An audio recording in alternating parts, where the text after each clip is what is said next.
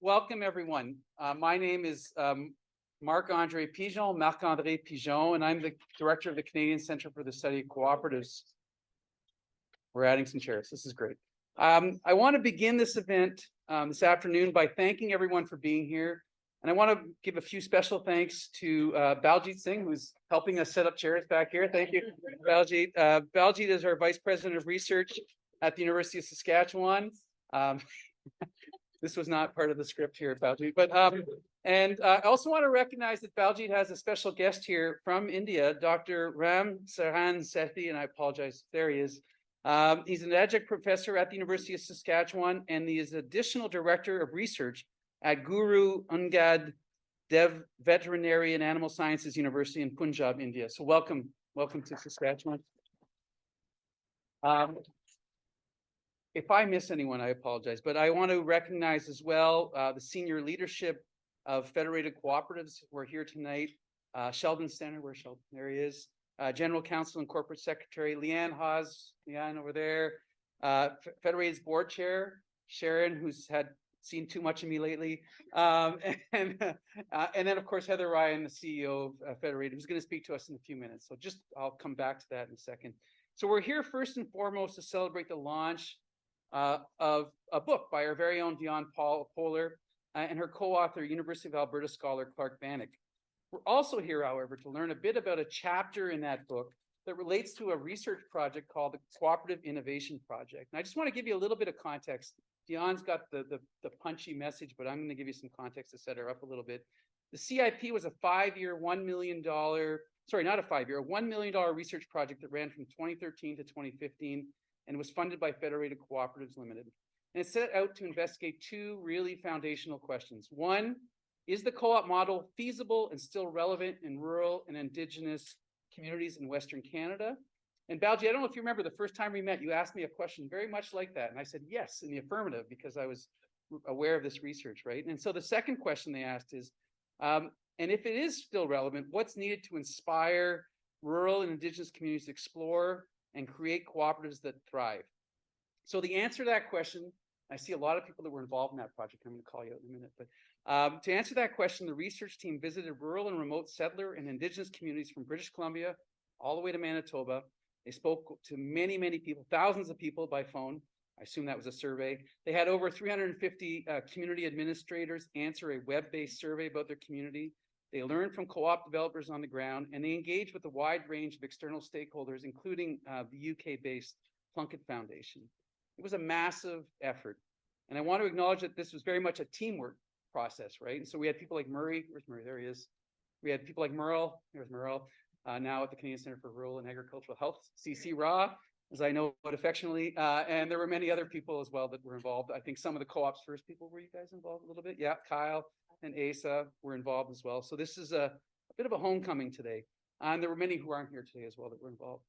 Now, I want to pause for a moment and reflect on the fact that the CIP did something that was unusual for the time, I think, anyway. It insisted on defining and studying rural Western Canada as, and I'm going to quote here, a combined and indivisible rural and Indigenous space. And I'm going to just keep going on here. They're neither can be viewed without the other.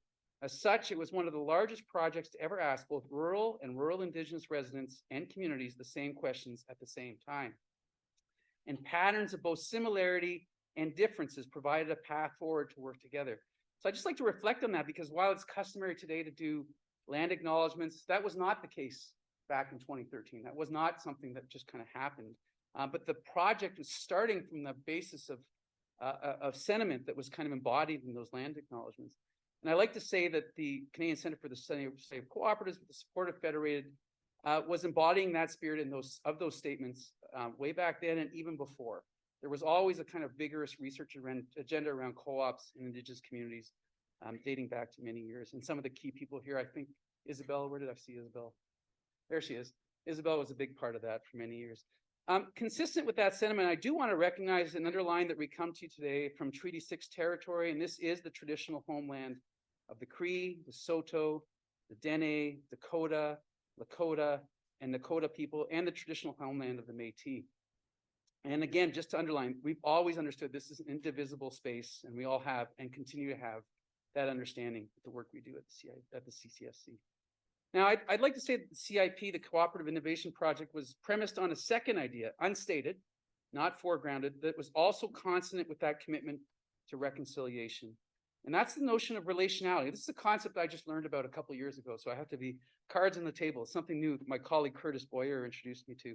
But it's this idea of cooperation built on enduring and reciprocal relationships that grow and deepen over time and that are in some sense opposite to transaction. This is not a one and done kind of relationship. In a true cooperative relationship, in a true community relationship, in a true friendship, there's no expectation of immediacy around giving and then getting. Rather, I give because I care about you, I care about my community, I care about my co-op. My reward is the relationship, my return on investment is the knowledge that I've lived in a fashion consistent with the identity that I care about and the values that matter. Now, that is not to say the relationship is ever one-sided. All parties have to have some shared values, some shared commitments, some shared responsibilities, and some shared recognition. But it is important that we think over time, not in the moment of time, right? And so tonight's talk is also in some profound way about that notion of commitment, that notion of relationality that transcends the immediacy of a transactional relationship. And so to illustrate, it's about FCL's commitment and willingness to fund research, the CIP, the center, that had no immediate payout, right? No immediate return on equity, return on investment from that investment, but rather because it's a cooperative, this is what it does. It cares about communities. It cares about the places it lives. It's a commitment by people like Dionne, who do research, invest their time, their energy, their goodwill in building relationships to start with research, but grow before, during, and after the scholarly output, right? So it's not just about I publish and I move on. It's about the continuity of that relationship. And that's true even when university advancement processes don't reward those kinds of behaviors, that kind of commitment. Dionne's embodiment of that. And then finally, it's also about that notion of relationality is in some sense also about the University of Saskatchewan. And it's nearly 40 years of support for the center, our interdisciplinary, transdisciplinary, community-based model of research. That's been the name of the game since the beginning. And the university has stood behind the center way back before it was fashionable, way back before it was the cool kids were doing it, right? And so I think as the university strives to be the university the world needs, I think it recognizes in some sense that you can't do that without being rooted in some way, rooted in your communities, rural, Indigenous, urban, and those give expression to that ambition to be the university the world needs. And so maybe that's just before I close, I think that's why I was especially grateful and heartened to learn that the university made communities and sustainability one of its signatories. That's again an expression of that commitment that transcends back in time. It's also an important part of federated strategic vision. It ties. We also had people like the city, or entities like the city of Saskatoon, Indigenous leaders like Chief Cadmus DeLorme were supportive of this vision, and I think it's a wonderful tribute to the university that they stood behind that. And Dr. Singh was instrumental in all that. So with that, I'd like to hand things over to Heather Ryan, Chief Executive Officer of Federated Cooperatives, who's going to say a few words of welcome on behalf of her organization. And it's 164 retail members. Is it 164, 162 now? It changes, right? All over Western Canada, all the way into Northwestern Ontario. So I'm from Northwestern Ontario. So yay, good stuff. Thank you so much and welcome, Heather.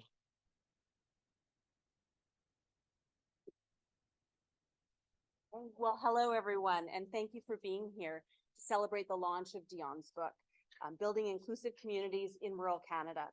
I'm honored to bring greetings on behalf of Federated Cooperatives Limited and local co-ops across Western Canada, all the way up to the Northwest Territories and beyond. So before I begin today, I would also like to acknowledge that I'm speaking from Treaty 6 territory, the traditional lands of the Cree, the Saulteaux, the Dene, the Nakota, the Lakota, Dakota peoples, and the homeland of the Métis. Because in the spirit of my own journey, I do want to express my commitment to truth and reconciliation. And a component of my personal journey has really been seeking to understand and to learn from a different perspective and to challenge myself to see things through others' eyes and experiences. I'm just going to say what a great way to celebrate Co-op Week.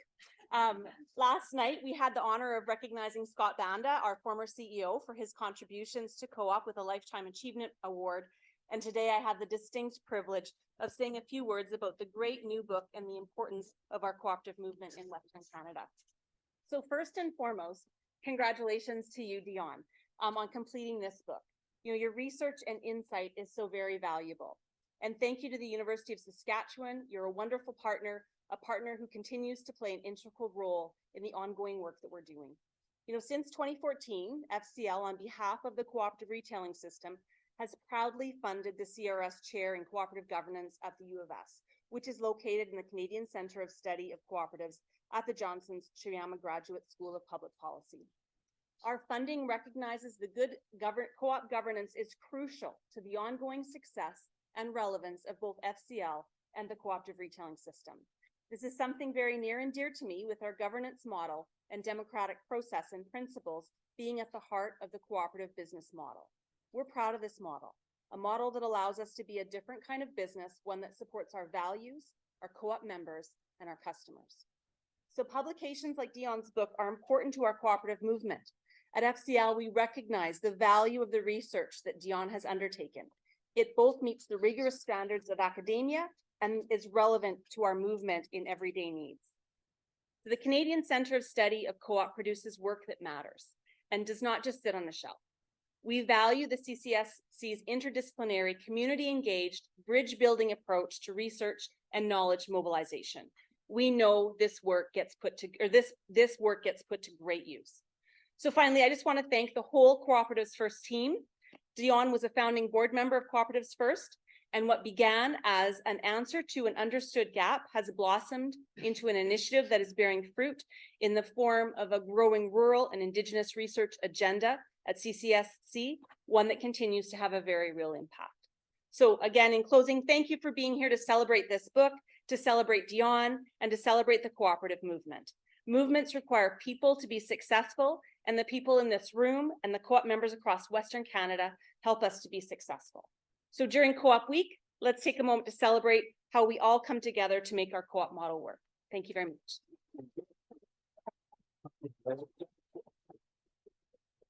Well, Heather said a few really important things, most importantly being it's Co-op Week. I forgot to mention that. So I'm going to introduce Dionne. What does one say about Dionne Pohler? I'm going to make Dionne blush here. So officially, she's an associate professor in the Edwards School of Business. And as Heather just pointed out, she's the Cooperative Retailing System Chair in Cooperative Governance, funded position by FCL. She's also a fellow of the Canadian Centre for the Study of Cooperatives. And she's a widely published scholar whose work is sought and time is sought out far and wide. In fact, she was just on CBC the other day talking about guaranteed income. Apparently, Colette, my partner, was telling me about this. When I think of Dionne, the words that come to mind are brilliant, energetic, fearless, underline that one, rooted, sincere. I could go on, but you get the point. Dionne is a treasure. She really is. She was important, from our purposes today, she was an important catalyst to the CIP, the Cooperative Innovation Project, a co-principal investigator in that research. She was a founding member of Cooperatives First that was already mentioned. Audra Kruger, the executive director, is here today as well to celebrate this event. And that's the organization that emerged from the Cooperative Innovation Project. This was not research that sat on the shelf. It landed into an actual creation of an entity that's doing amazing work in developing cooperatives across Western Canada. So that's a beautiful encapsulation of the philosophy of our center. So with all those titles and accolades and accomplishments, the one that matters to me most, the one that I care about the most, is Dionne is my friend.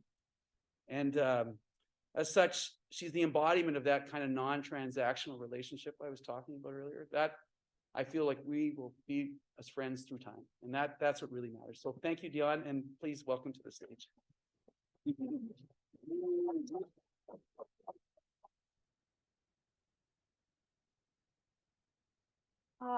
Thank you, Marc-Andre, for that incredibly kind introduction, and also especially for your dedication to ensuring that the Co-op Center continues to remain the important institution that it's been for the last 40 years at the university. I'd also like to thank Stan and Natalie for organizing this event, for all their work in planning it, to Heather Ryan for your beautiful opening remarks. Thanks to the other leaders from FCL and the co-op sector who are here, who've joined us, as well as university senior leaders, for taking the time to attend, to spiritual and cultural advisor and elder Joseph Natauhau, who you'll all meet following my remarks. And finally, thank you and welcome to all of you who've joined us today to help us celebrate Co-op Week. And I'm really looking forward to the social following this, so I will keep my comments short. The seeds of this book were planted during a workshop in fall 2018 that was organized by Clark Bannock at the University of Alberta Centre for Sustainable Rural Communities. And a group of academics and rural leaders, most of us complete strangers to each other at the time, none of us experts on this topic whatsoever, met to talk about our work in rural spaces and how to enhance racial, cultural, and religious inclusion in rural communities. So building inclusive communities in rural Canada is a result of the collective effort of 20 interdisciplinary contributors and leaders, community leaders from across the country, some of whom are here in person and others who might be joining us virtually. We were all, I think, driven by a deep personal connection to different parts of rural Canada, as well as a desire to understand emerging tensions as rural communities were changing. And I think most importantly, to develop a rural-based approach to inclusion by understanding what rural people themselves were doing to build welcoming communities. I think we're all probably aware of the well-worn stereotypes of rural people. So some of the more derogatory narratives that have been resurrected in recent years by public opinion polling, media stories, and popular books, especially in the wake of the 2016 federal election in the US. Some of these included the notion that rural people are old, white, Christian, uneducated, frequently bigoted, and that their communities are a bastion of intolerance where people cling to a longing for the good old days while harboring resentment toward cultural and religious minorities and Indigenous people. These kinds of narratives and stereotypes are harmful for many reasons, but one reason is because they also render invisible the diversity across rural communities. And as the first two chapters of our volume highlight, rural Canada is much more diverse than most people realize and has become even more so over time. So sometimes even when we just use the broad rural label, that downplays the diversity across this space. And I think once you begin to actually visit different rural communities across Canada, you quickly realize that the statistics of diversity don't even do these communities justice. And as one of the book contributors noted, when you've seen one rural community, you've seen one rural community. And I think on the flip side, we're also likely all too familiar with some of the romanticized narratives about how rural people are uniquely friendly and welcoming, hardworking, and self-made. And I think particularly the narratives of rural people and communities as self-made erases Indigenous people and communities and the interactions these communities had with settlers from a fuller understanding of the history and contemporary realities of rural Canada. But despite these narratives, as Ray Bowman also noted, rural Canadians are greatly aware of the actual physical presence of Indigenous people in Canada, given the fact that the most predominantly Indigenous communities are in rural areas, and these are in close geographic proximity to predominantly settler communities. And I think when you travel in rural areas, you can't deny that Indigenous people and communities are there and have been so since time immemorial. The volume contributors, all of us, I think were unwilling to accept the broad and simple and often harmful stereotypes on either side about rural communities and people. But we also knew that there were some truths to be found in all of these narratives. We also felt that there might be something different about exploring racial, cultural, and religious inclusivity from a rural lens. We, I think, all shared a sense that some of the academic work on anti-racism approaches and tools that come out of what are usually urban situated academies don't really resonate with a lot of rural Canadians. And I think part of the reason for this is just material, right? The physical and economic realities of rural spaces changes what inclusion might look like when it is compared to what inclusion looks like in urban spaces. But another reason is that urban academics often don't possess either the language or the legitimacy that comes with the lived rural experience. And I think that this matters when trying to develop culturally sensitive ways to break down systemic barriers and also trying to avoid the backlash against perceptions, rightly or wrongly, of condescension and paternalism from what is often labeled in rural areas as the urban elite. And I think what's most important is if we don't acknowledge this, we undermine even the most well-intentioned efforts and projects toward inclusion and reconciliation. The hard work to build inclusive communities and toward reconciliation in rural areas, it can't be done by force and it can't be done by proxy. and moral outrage from outsiders is often largely ineffective. I think Max Feinday, who many of us know, hit the nail on the head really when he noted in 2018 in response to rising residential school denialism that we really have left our rural relatives out of the work toward reconciliation. And I think that we at the Academy can heed these words because we've also largely left their perspectives out of our development of anti-racism and EDI frameworks and educational programs, which undermines their effectiveness and acceptance. And I think we must also acknowledge that notions of rural and urban are themselves somewhat problematic constructs, and these are linked to our colonial history and development. And I think even just, this idea of rural versus urban continues to perpetuate a false sense of division between us, instead of focusing on the fact that rural and urban communities really don't exist without each other. Our communities and people are heavily integrated, and this is something I know that the people here from the cooperative retailing system deeply understand, but sometimes we don't sort of see this in other contexts. And I think yesterday, actually, I was in this room at a workshop with a number of University of Saskatchewan academics and staff, and we're focusing on developing a research proposal on sustainable agriculture. And I was actually quite shocked that the vast majority of people in the room actually came from a farming background. So even though there's connections between rural and urban spaces and places, I think it's still important to think about the differences and how these differences can be helpful to understand how we might reimagine tired narratives and learn from some of the ways rural people are paving a way forward themselves.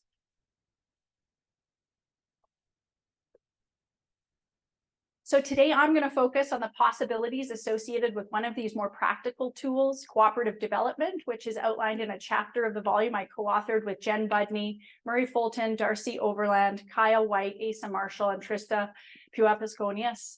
And as Marc-Andre mentioned in his opening remarks, this chapter was one of the products of the 2-year Cooperative Innovation Action Research Project at the University of Saskatchewan. And in addition to all of the data collection methods he talked about, we also did many community meetings in community. The Co-op Innovation Project remains the single most impactful research project that I have ever had the privilege to be part of. And I'm really grateful to Federated Cooperatives Limited and the Cooperative Retailing System for their vision in providing the funding for it. And this chapter also explores the early challenges and successes faced by Cooperatives First, the cooperative development organization founded following the Co-op Innovation Project, which is also continues to be funded by the Cooperative Retailing System. And I'm absolutely delighted to see several of the people who were involved in the Co-op Innovation Project and others who were co-authors on this chapter and actually still work for Cooperatives First in the audience today. So I'm definitely not going to be able to cover everything I would love to say in my remaining 10 or so minutes of remarks, but the book is freely available for download from the University of Alberta Press website. For those of you who, like me, are maybe getting on in age and still prefer a hard copy, you can order one from the University of Saskatchewan bookstore at a discount for the rest of the month. And if you need the link, you can see Stan after the program. So I'm just going to focus on 3 key insights today from both the chapter as well as the broader volume. The first insight is that rural settler and Indigenous people and communities are more similar than they are different. The second insight is that a focus on supporting the development of local cooperative solutions to shared problems within and across rural settler and Indigenous communities is a very underutilized but potentially powerful approach to address both physical needs in these communities while also meeting their social and spiritual needs by moving settlers, newcomers, and Indigenous people in rural spaces toward reconciliation with each other.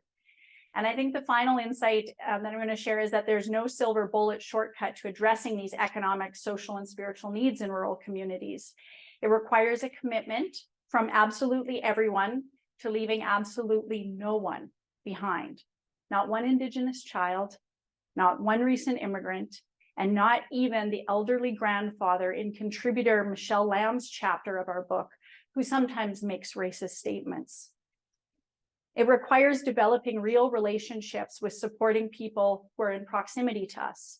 And this is really directly aligned with the concept of being a good neighbor that 2 of the book's contributors elaborate on in the final chapters of this volume. And they suggest that the language and practice of neighborliness provides a compelling moral foundation for everyday anti-racism work that is much more likely to resonate with rural people. And I should probably also situate myself and why this work is so important to me. I have an incredible love of rural spaces and I want to see them thrive. I was raised on a farm outside of a small agricultural village in rural Saskatchewan, about 2 hours northeast of Saskatoon. I'm the oldest child in a family of 9 children, and my family made up almost 10% of our elementary school enrollment. So we were triple graded, and the 2 brothers closest in age to me were always very upset about having to be in the same classroom as their oldest sister because I was like their second mother and they couldn't get away with very much. And my small farming community was very close to several Indigenous reserves and communities, but I didn't know any of my Indigenous neighbors. On the one hand, I grew up with great reverence and respect for Métis leaders like Louis Riel and Gabriel Dumont. So I intuitively understood the importance of community autonomy and self-determination to build resiliency. But I didn't grow up understanding how institutions like the reserve pass system and residential schools work to destroy not only the social capacity in Indigenous communities, but also the potential for the mutual aid and reciprocity between rural settlers and Indigenous people who lived in proximity to each other. And in high school, I would lock my doors when driving through the neighboring Indigenous communities. I knew we didn't trust each other, but I honestly didn't know why. And I only really began to interrogate personally this colonial and personal history when Colton Boushie was killed on that rural farm in Saskatchewan, and I saw echoes of my family in the Stanleys. So given the historical differences in the policies towards settler and Indigenous communities in rural Canada, when we began the SIP project, I think that most of us were expecting to find major differences in needs and capacity across these communities. And I won't deny it, there are differences in some of the specific needs or the average depth of need across Indigenous and settler communities. But I think what struck me the most was how much more these communities actually had in common. In both settler and Indigenous rural communities, we witnessed a lack of access to basic services such as healthcare, childcare, gas, groceries, and housing supports, rises in addictions and mental health crises. And I had observed all of these things firsthand in my own community and family growing up. Outmigration of young people is another major shared issue we found in both rural settler and Indigenous communities, which results in a vicious cycle of reduced capacity to address needs and solve problems, which contributes to yet further needs. And I think this creates perceptions of scarcity in these communities that manifest as high levels of distrust and competition between communities for resources and investments from governments and private businesses. And I really firmly believe that the social isolation and exclusion that many people face in rural communities is much more the result of these structural issues and development challenges than it is a result of people's inherent racism or bigotry. The institutional segregation of rural settler and Indigenous communities has not created the conditions under which people will trust each other, and has even sometimes created insurmountable barriers to working together. So, I mean, what can be done about this? Well, one of the insights from the SIP project and also lessons from Cooperatives First that we outline in the book chapter suggests that supporting the development of local cooperative solutions to shared problems, both within and across rural settler and Indigenous communities, is a feasible and potentially powerful approach to address their shared needs while encouraging trust building and reconciliation. And as almost everyone here knows, cooperatives are a very highly inclusive form of organization, and they have a long history in the rural West. And so they're well understood by settlers. And what is perhaps well known, but has been written about by co-op center scholars like Isabel Finley and Lou Hammond Kettleson, among others, is that cooperatives also have a past in colonial settlement, but they are also compatible with Indigenous sovereignty and the values and worldviews of many Indigenous nations. And cooperative approaches have actually been used and continue to be used well before first contact in Indigenous communities as well. So cooperatives have really highly versatile governance models and organizational forms, and they can emphasize any one or all of several of economic, social, cultural, and environmental objectives, depending on what the community needs at the time. But the stark reality, and I have Rolls Olfert in my head as well, who's done a lot of work in rural economics and development, is that the stark reality is that those rural settler and Indigenous communities who would receive the greatest benefit from the development of co-ops, so in other words, those with the greatest needs, also face the biggest hurdles in beginning and sustaining inclusive and cooperative development, precisely because of the lack of capacity and social cohesion that we found in the communities that had higher needs. So this is why one of the major recommendations of the SIP project was to develop a cooperative development organization focused on supporting rural communities toward developing greater self-reliance and resiliency. But as I mentioned earlier, the hard work required to build inclusive rural communities and work toward reconciliation can't be done by force or by proxy. No one else can do it for them or for us. It takes a real commitment from those living in proximity to each other to break down the barriers and develop real relationships by taking the first steps to reach across the geographic, institutional, and cultural fences that separate us from our neighbors. And as Phil Henderson notes in our volume, sometimes to even need to tear down the fences. So the two final chapters in the book by Phil Henderson and Roger Epp suggest that one way to introduce this idea and have it resonate with rural people is to talk about the good neighbor. And more generally, the idea of neighborliness, how we act in everyday encounters with the people who are in closest proximity to us. And this concept of the good neighbor doesn't only have to refer to people who live next to each other. I think it's an inclusive enough term that it encompasses a willingness to share what we have and what we know with anyone who crosses our path, as well as an openness to learning from them. And Roger Epp encourages rural people, and indeed all of us, to ask the question, who is my neighbor? And Roger answers this question by drawing lessons from the popular Bible story of the Good Samaritan.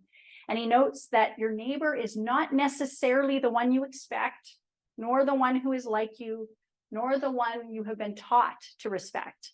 The neighbor is one who acts like a neighbor and takes no small risk in doing so.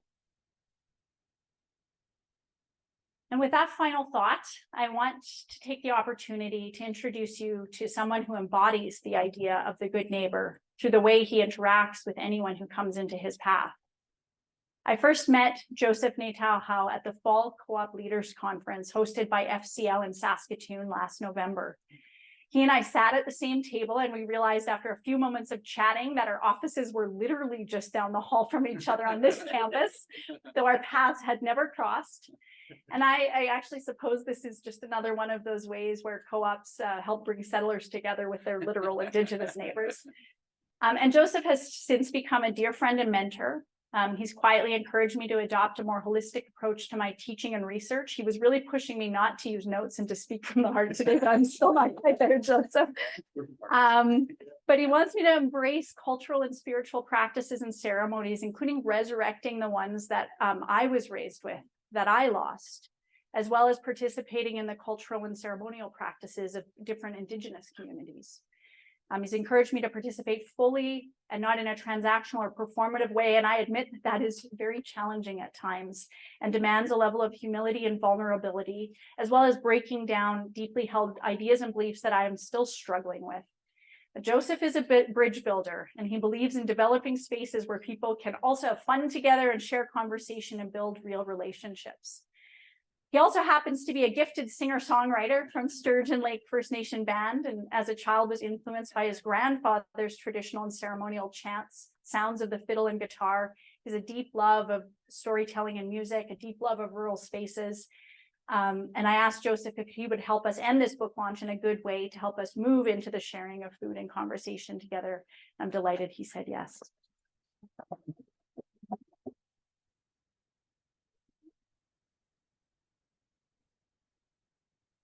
Thank you, neighbor. And one of the ways that old people introduce other community members is they say, "Kitatamskat now," which is like acknowledging anyone who comes within their circle and Itatamihin is a one part of the word which means that you take away burden of, that you might have difficulty. So they take, that's what part of the word is, kitatamskat now, is kitatamihin. So thank you for helping me, for taking the load, for carrying the load. I guess where we're at today. And namaste to my friends. And I sometimes don't know, I just make assumptions that meetings are meant for different groups, so assalamu alaikum is another word, so I get that, and then washte, namba washte with the Dakota people, ninjigwa, or just anin with the Anishinaabe.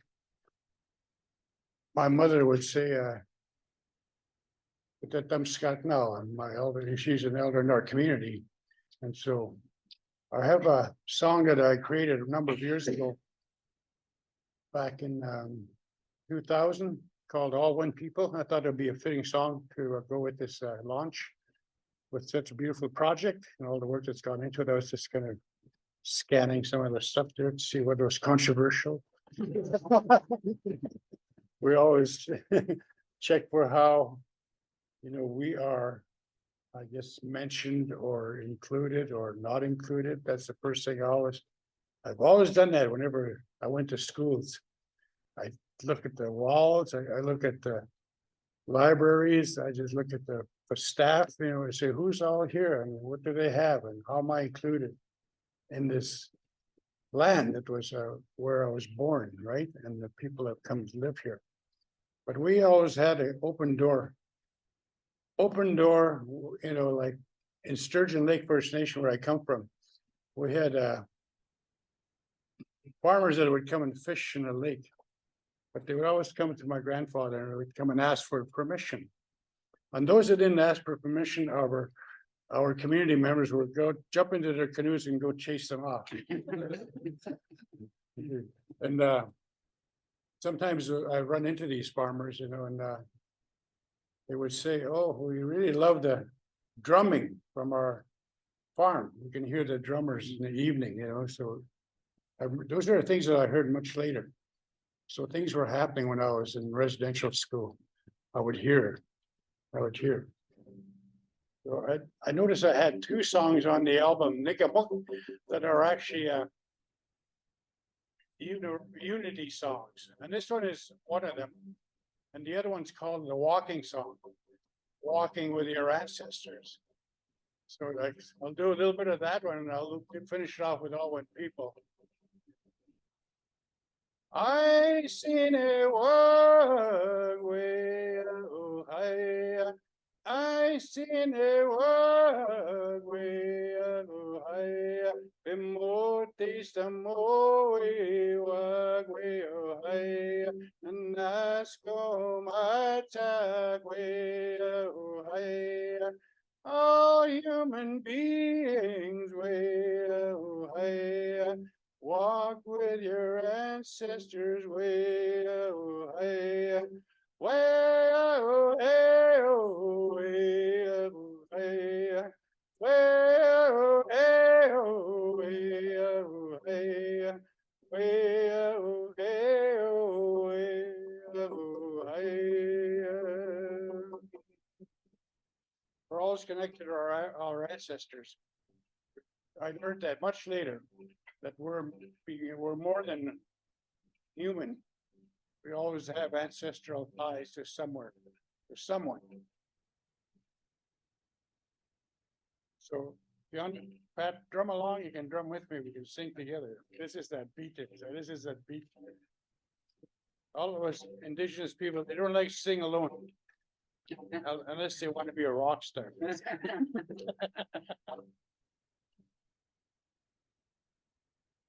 We are all one people. We all come from one creation. We own high.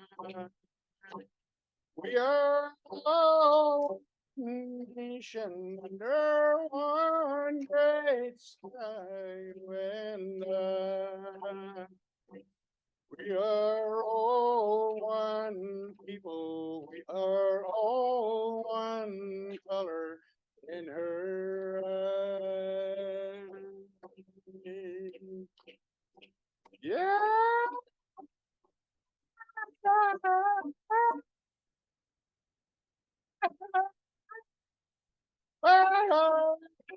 I